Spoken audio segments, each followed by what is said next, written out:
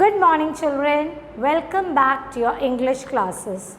So children, in the last video we had already started with the second chapter of your English textbook. The name of the chapter is A Gift of Chappals. I have already explained you the first part of the video. Now we start with the second part. I hope you all have gone through the video children. Yes, if you have not seen, please do watch the first part of the video. And then in this video, I am going to start with the second part. Mridu crept up to the window. So, Mridu, she slowly moved near to the window. Why? Because she wanted to see what was going on inside the room. Because she heard a strange voice coming from that room. So, what Ravi said, that it is a sound of Lali playing the violin. So, she wanted to know who was teaching and how is she playing. So, to see what was going on, she moved up to the window, and what did she see? Lali was sitting a little distance away, awkwardly holding her violin and bowstring, her elbows jutting out and her eyes glazed with concentration. So, she saw that Lali was sitting little distance away from the window. खिड़की से थोड़ा दूर बैठी थी. Awkwardly, very awkwardly. She was not sitting with full confidence. When you don't know something to play, you don't sit with full confidence. No, you have some awkward situation. Awkwardly holding a violin and a bowstring, and her elbows jutting out. That means she kept her elbows near the border out, and her eyes was glazed with concentration. She was fully concentration to what her master was teaching her. In front of her, that means opposite to her, who was sitting with most of his back to the window, was the bony figure. Bony means lean, thin figure of the music master. He had a mostly bald head. Bald means without hair, with a fringe of oil black hair falling around his ears and an old-fashioned tuft. So, as you see in the picture, you find he don't have any hair on his head, but he has little hair on both the sides. A gold chain, this was the appearance of whom? Of the music master. A gold chain gleamed, gleam means shone, around his leathery neck, and a diamond ring glittered on his hand as it glided up and down the stem of the violin. So, as he was teaching how to play the violin, so this was the appearance what Mridu saw from the window. A large foot stuck out from beneath his gold bordered veshti edge. Veshti means dhoti. In Tamil it is said as veshti edge. And he was beating time on the floor with the scrawny big toe. As he was teaching, playing the music, even his toes was beating the floor. Next paragraph. Scrawny, again thin big toe. He played a few notes. Lali stumbled behind him on her violin.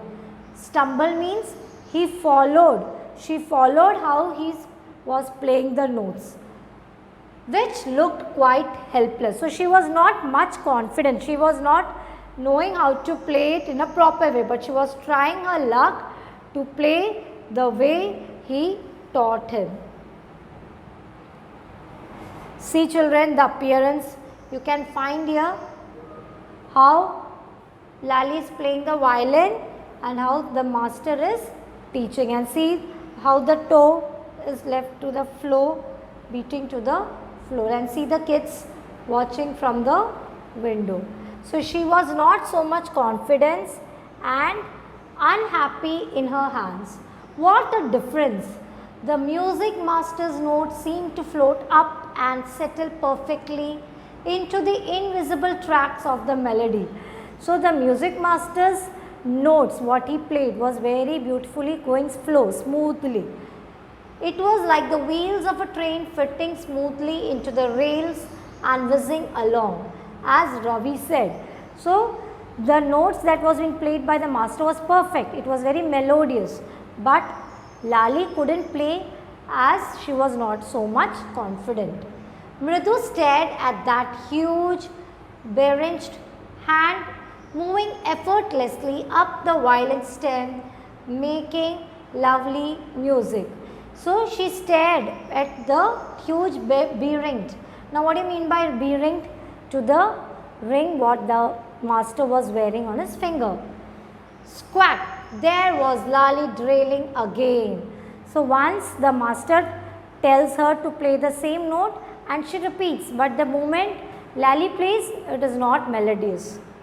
Amma came a wail from the gate. Amma, oh. So as they were watching everything from the window, someone shouted from behind, Amma. Amma means mother. Ravi, send that beggar away, cried his mother back from the back veranda where she was chatting. So somebody called Amma from that gate, and his mother as his mother was sitting where from the back veranda. So she saw that there was a beggar calling out his mother. So mother told Ravi to send that beggar away where she was chatting with Tapi. So his mother was chatting with Tapi. So she asked Ravi to send that beggar away. He has been coming here every day for the past week, and it's time he found another house to beg from. Pati explained to Tapi. Pati explained, told you, Pati and Tapi both are maternal and paternal grandparents. So grandmother told to another grandmother. So it's what she explained, that this particular beggar is coming since every day to ask something, to ask maybe food or something to wear. So he's coming every day since past week. Now it's high time. Now since every day is coming, now it's better he should try to find out some another house to beg for. Mridu and Meena followed Ravi out. So even Ravi went out to send that beggar away from there. So as Ravi went, who followed Ravi? Mridu and Meena also followed Ravi out. The beggar was already in the garden, making himself quite at home. So he already entered the gate and he was making himself comfortable, because he knew every day this mother would give him something. So he made himself quite comfortable. He had spread his upper cloth under the neem tree and was leaning against its trunk, apparently prepared to take a little snooze while he waited for the alms to appear. So he knew that something would be provided from this house, because every day he is going on asking for begging. Since every day is coming to beg, he knows something, alms means some coins, money, something would be definitely provided. So in order to get himself, what he said, he removed his upper cloth, and he laid it under the neem tree, and he was leaning against the trunk of that tree, neem tree, and he thought that he will rest for a while, take a short nap till he waited for the alms. Go away, said Ravi sternly. My party says it's time you found another house to beg from. So Ravi very sternly, very frigidly said that you better leave from here, go from here and find out another house to beg. The beggar opened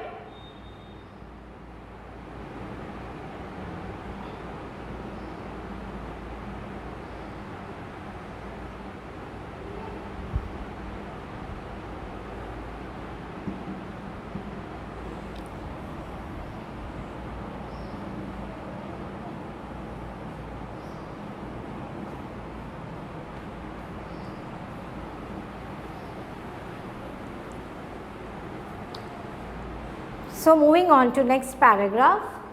The beggar opened his eyes very wide and gazed at each of the children one by one. So as he was going to take a nap for a while.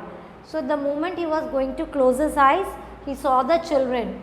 Ravi asked the beggar to go away from there. So the beggar opened his eyes widely and he stared, gaze means stared, at each of the children one by one. The ladies of this house, he said at last in a voice choked with feeling, are very kind soul. So he was telling that the ladies of this house, he meant, to whom did he mean? He meant to say about, talk about whom? The mother. So the ladies of this house are very kind souls. That means they are very good hearted souls. They always, the lady always helps him. I have kept my body and soul together on their generosity for a whole week. What does that mean? Body and soul together. That means he's managed to stay alive. वो जिंदा क्यों है? Because the lady who is staying in that house, that means is Ravi's mother, every day she used to feed him. She used to give him some food to eat, and because of that he is alive. I cannot believe that they would turn me away. So the beggar said that he can't believe that they turn me away, they are not going to give me anything. He raised his voice, Amma, Amma, oh, said his wail might be, but it was certainly wasn't feeble. It began in a deep, strong rumble somewhere in his withered belly and came booming out of his mouth with its few remaining teeth stained brown with betel chewing. So he had betel nuts in his mouth. He was kept on chewing, and still he could not believe that they have asked me to leave that place. So he couldn't believe, and he was still waiting for the Ravi's mother to feed him with something, to give something to eat. Ravi, tell him there's nothing left in the kitchen. Call Rukumani. So Ravi's mother, Rukumani, inside the house told Ravi that you tell him there is nothing left in the kitchen. Kuch bhi baki nahi hai. Tell him to go away. And he is not to come again. Tell him that. And also tell him that he should never come back tomorrow. She sounded fed up. So the way she was fed up with this beggar, because every day the beggar used to come up for begging. Ravi didn't have to repeat it all to the beggar, because what his mother said had been easy for them all to hear there under the neem tree. So whatever his mother said inside the house, it was being heard by everyone clearly. So he didn't have to repeat it to the beggar. The beggar sat up and sighed. I'll go, I'll go. So he said, no problem, I'll go. Then finally he made up his mind to leave that place. He said wearily, very sadly, only let me have a rest here under this tree. The sun is so hot, the tar has melted on the road. So he said, okay, fine, I'll go from here, but for a while, for a few minutes, let me take a rest, because the sun is too hot.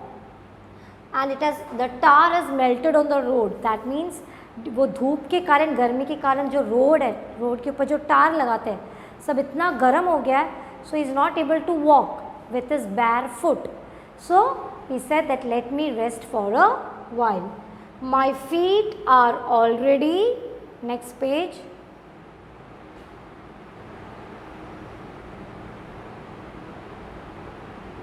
My feet are already blistered. Now blistered means boils on his, छाले भी गिर गए, because he was not wearing any chappals on his leg. He was barefooted. So he was having boils. So he's telling, let me rest for a while. He stretched out his feet to show large pink peeling blisters on the soles of his bare feet. He even stretched out his legs. Stretch means पैर को लंबा कर दिया, to show that he had boils on his leg. I suppose he doesn't have the money to buy chappal, Mridu whispered to Meena. Ravi. So what Mridu did, as soon as she saw that the beggar was not having chappal, she whispered to the ears of Meena and Ravi that I think he doesn't have the money. उसके पास पैसे नहीं है चप्पल खरीदने के लिए. Have you got an old pair in the house somewhere? So Mridu was feeling very feeling very pity towards this beggar. Why? Because उसके पैर में छाले गिरे थे. So she wanted to help this beggar. So she is asking Ravi and Meena that have you got some extra old pair of chappals in the house? I don't know, said Ravi. Mine are too small to fit his feet, or I would have given them to him. So Ravi said, I don't know if we have any extra or any large chappals. Mine is small, isn't it? कह रहा है मेरा तो छोटा पड़ेगा उसे, उसके पैर में आएगा नहीं. Otherwise I would have given my pair of chappals to him, but it won't fit him. And his feet were larger than Mridu's and Meena's. वो beggar का ना मृदु का होगा, ना लाली का होगा, ना मीना का होगा. बच्चों के चप्पल्स उससे उसके पैर बड़े थे. The beggar was shaking out his upper cloth and tightening his dhoti. He raised his eyes and looked fearfully at the road gleaming in the afternoon heat. So he was hesitating. He didn't want it to go out and walk on the road. Why? Because he had boils on his leg. So he thought that at least he could have taken some rest. But his mother told him to move out from there. So the beggar was shaking. He got up from there, he tightened his dhoti and he looked that he was not happy to go, but still he had to leave from there. Gleaming in the afternoon sun, gleaming means shining. He needs something on his feet, Meena said. So Meena is telling usko kuch to पैर में पहनने के लिए चाहिए. Her big eyes filling, it's not fair. So even she felt very pity on that beggar and said that it's not fair, he should wear something on his legs. Shh, said Ravi, I'm thinking about it. So she's saying, shh, keep quiet, let me think what to do. Now he's planning. In the previous part you saw that Ravi was a smart boy, intelligent boy. Why? Because he had made up a good story about that ancient cat belonged to Mahabalipuram, Rishi cat and all such stories. So he said, shh, let me think what to do. Isn't going to help. In 2 minutes, Ravi said, I am thinking about it, blubbering. It's not fair. It's not fair. Isn't it going to help? In 2 minutes, he'll be frying his feet on that road. So he's telling that थोड़े minute में उसके पैर जलने लग जाएंगे because the moment he step on the road, it is going to burn his feet. Now what he needs is a pair of chappals. So where do we get them? So what is अभी उसकी ज़रूरत क्या है? खाने से ज़्यादा उसको भी क्या ज़रूरत लग रही है? A pair of chappals. Now from where to get that chappals? Come, let's search the house. He pushed Mridu and Meena into the house. So all of them get into the house. They moved into the house and they started searching for chappal. Just as she stepped into the veranda, Mridu's eyes fell on the odd-looking chappal she had noticed when she arrived. So children, you remember the first paragraph where she removed her slippers? She removed her slippers near a large black ones. In the first paragraph. फिर उसको याद आया कि जैसे ही वो enter हुई थी घर में, she removed her slippers, some large black ones. किसी का था? She remembered that. So Mridu's eyes fell on that odd-looking chappal. Ravi, she whispered to him, whose are those? Then she showed Ravi, ये slippers किसके हैं? Ravi turned and glanced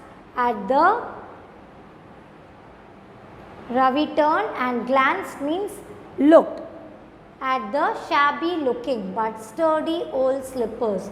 So can you see the picture, children, over here? Yes. So Ravi घूम के देख रहा है किसका है वो, and glanced, but sturdy also. So even it's sturdy, it's not good looking. It's an ugly, but it's a shabby looking old slipper. He beamed and nodded. These are just the right size.